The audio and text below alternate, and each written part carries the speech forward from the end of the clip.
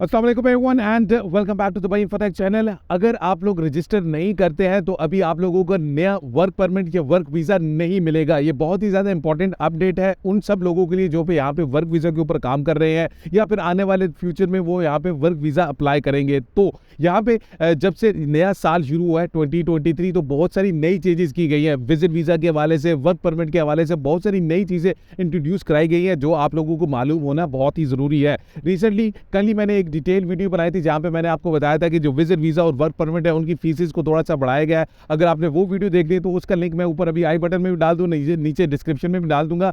अभी ये जो वीडियो है ये खास तौर पे उन सब लोगों के लिए जिनके पास जो ऑलरेडी यहाँ पे वर्क वीज़ा के ऊपर काम कर रहे हैं। अभी मैं आप लोगों को स्क्रीन के ऊपर भी दिखा देता हूँ।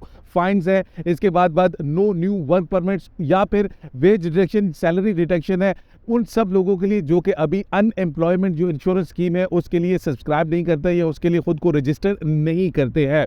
2023 के शुरू से ही 1 जनवरी 2023 से यहाँ पे जो यूएई की गवर्नमेंट है उन्होंने एक नई इंश्योरेंस स्कीम लॉन्च की थी जितने भी यहाँ पे लोग काम कर रहे होते हैं उनके लिए कि अगर आप लोगों को जॉब चली जाती है तो आपको अगले 3 महीने तक ये इंश्योरेंस की तरफ से पैसे मिलेंगे अगर आप लोगों ने इंश्योरेंस में रजिस्टर किया हुआ है। तो इसको अनएम्प्लॉयमेंट इंश्योरेंस स्कीम भी बोलते हैं, जॉब लॉस इंश्योरेंस स्कीम भी बोलते हैं कि आप किसी कंपनी में काम कर रहे हैं और कंपनी आपको किसी वजह से निकाल देती है, उसमें आपने चोरी नहीं की है, आपने कोई लड़ाई नहीं की है, कोई डिसिप्लिनरी एक्शन नहीं है आप लोगों के पास, या कोई आपने कंपनी के जो भी डॉक्यूमेंट्स हैं वो आप लोगों ने लीक नहीं किए, या कि बिजनेस बंद होने की वजह से अगर आप लोगों को कंपनी निकाल रही है तो उसमें क्या होगा, फिर आप अगर इस इंश्योरेंस स्कीम के लिए रजिस्टर है तो अगले 3 महीने तक इंश्योरेंस की तरफ से आप लोगों को पैसे दिए जाएंगे ताकि आपका जो नई जॉब ढूंढने का जो पूरा प्रोसेस है उसमें आपको थोड़ी सी हेल्प हो जाए। और यहाँ पे ये जो इंश्योरेंस स्कीम है ये जितने भी लोग यहाँ पे फेडरल सेक्टर में या प्राइवेट सेक्टर में काम कर रहे हैं उन सब के लिए लाजमी है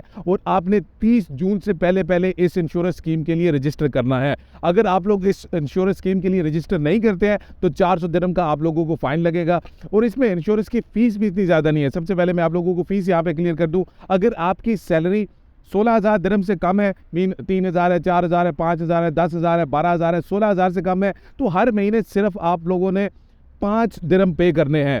और अगर आप लोगों की 16,000 दिरहम से ज़्यादा है तो हर महीने आप लोगों ने 10 दिरहम पे करने हैं इस इंश्योरेंस स्कीम के लिए। अभी ये आप लोगों के ऊपर डिपेंड करता है कि आप हर महीने 5-5 या 10-10 दिरहम पे करना चाहते हैं। आप लोग 3-3 महीने का एक साथ भी पे कर सकते हैं, 6-6 महीने के लिए बाद भी पे कर सकते हैं, या फिर आप क्या करते हैं पूरा साल का भी एक साथ में पे कर सकते हैं। ये डिपेंड करता है कि आप लोगों को क्या चीज़ ईजी है। लेकिन अगर आप लोग इस इंश्योरेंस स्कीम के लिए रजिस्टर नहीं करते तो आप लोगों को 400 दिरहम का जो भी है फाइन लगेगा। अगर आप लोग वो फाइन भी पे नहीं करते तो उसमें क्या होगा कि फिर या तो फिर आप लोगों की जो सैलरी है उससे डिडक्ट कर दिया जाएगा और उसके बाद अगर आपका ये सारा जो भी ये फाइन है ये सारी चीज़ें एक ज़्यादा टुगेदर होगी है, ज़्यादा लंबे अरसे तक आपने की है तो आप एक जॉब छोड़ के जब नई जॉब स्विच करने लगेंगे तो आपकी नई कंपनी आपका वीज़ा ही अप्लाई नहीं कर पाएगी क्योंकि सिस्टम में आप लोगों का वीज़ा ही नहीं निकलेगा। तो ये सारी पेनल्टीज़ है उन सब लोगों के लिए कि जो इस जो जॉब लॉस है या अनएम्प्लॉयमेंट इंश्योरेंस स्कीम है उसके लिए रजिस्टर नहीं करते हैं। अगर आप लोगों ने इस इंश्योरेंस इसके जो भी रजिस्टर करना है इस अनएम्प्लॉयमेंट इंश्योरेंस स्कीम के लिए बहुत ही सिंपल है। हर कंपनी के HR डिपार्टमेंट में भी ये सारी इन्फॉर्मेशन है और आप खुद भी इस इंश्योरेंस स्कीम को लिए रजिस्टर कर सकते हैं।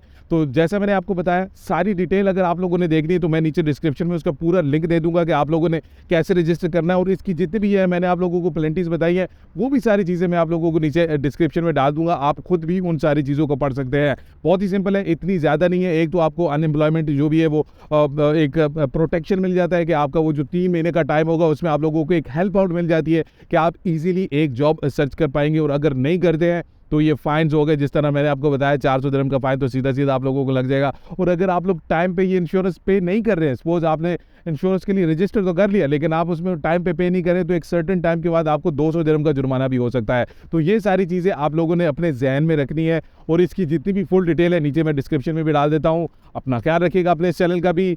अल्लाह हाफिज़।